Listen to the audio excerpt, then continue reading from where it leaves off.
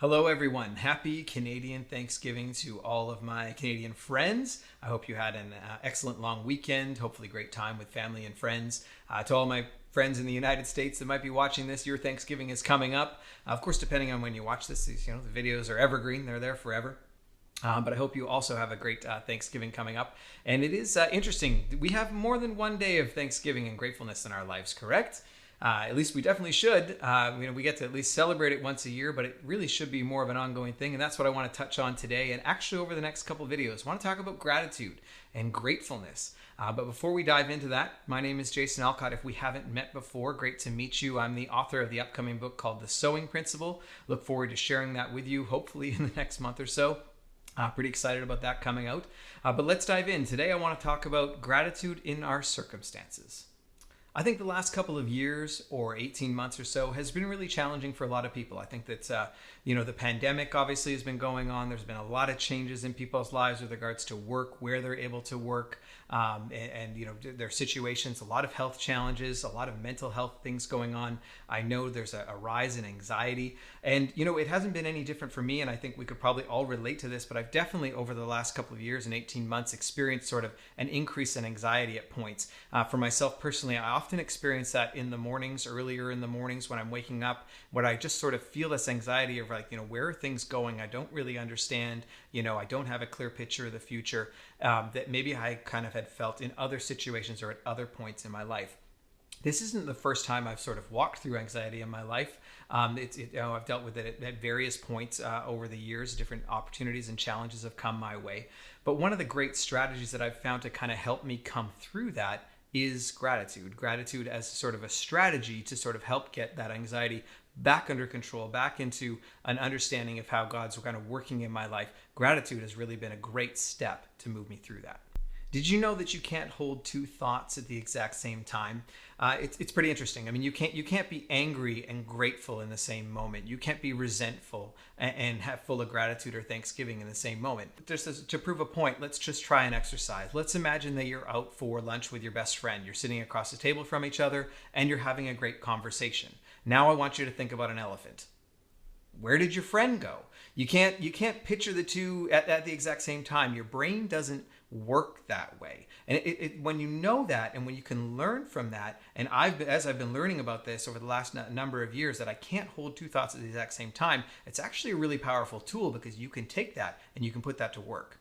So what that looked like for me was that I would start to wake up in the morning and recognize, because I can't hold two thoughts at the exact same time, what I can do then is that I can pause and stop. And when I'm feeling anxiety or anxiousness, I can start to speak out things that I am grateful for. I can start to speak over my life all the things that I'm grateful for. Thankful for my wife and my children, the incredible home that I get to live, the great people that I get to work with, the great job that I have, whatever those things are. And there's so many things that we should be grateful for and be thankful for in our life. We can start to speak that over our life because my mind can't hold two thoughts at the same time. So if I'm speaking and pouring and sowing gratitude, that means I'm not sowing into the anxiety or anxiousness that I'm experiencing in that moment.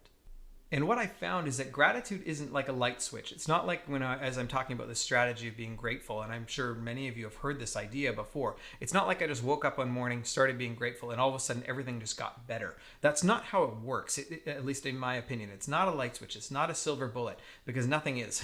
But what it is it's like building a muscle, and it's sort of built up over time. And it's fascinating. There's science to back up that as you speak gratitude and as you say things that you're grateful for, it actually releases serotonin and dopamine in your brain, actually making you feel happier. It actually is sort of this growing sense inside your body. So not only are you emotionally changing over time and sort of your feelings start to change as you're grateful, your body's physically changing as we're grateful. It's actually changing in our brain the way that we look at the world. And it's sort of, I find that it builds up over time. And in my personal experience has been that as I build up sort of this muscle of gratitude, of being grateful and thankful, it sort of helps to keep anxiety at bay. It helps to keep me in the right perspective. It helps me to look at things from a fresh perspective.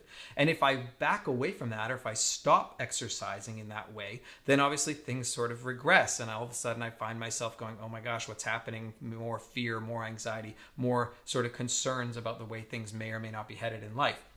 Super interesting. But knowing that, I've been sort of able to try and be more consistent with it, try and sow more consistently into gratitude so that I can keep that muscle strong. I know one sort of reaction to this talk might be, well, when I'm anxious, when I'm in that moment of being anxious or feeling anxiety, I don't feel grateful for anything.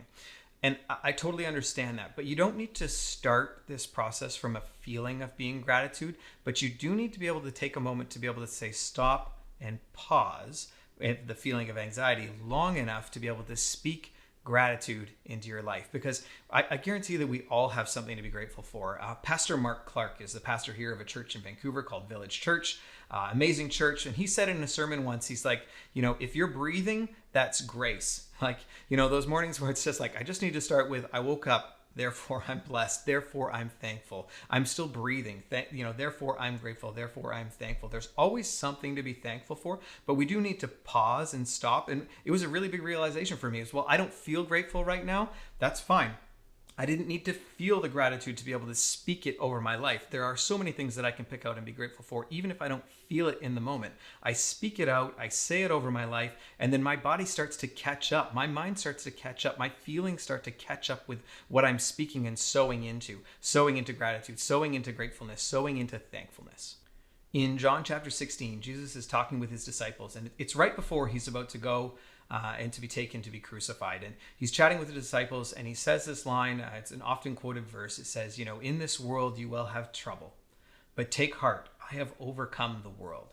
And God has incredible plans for your life. He wants to do and work through you.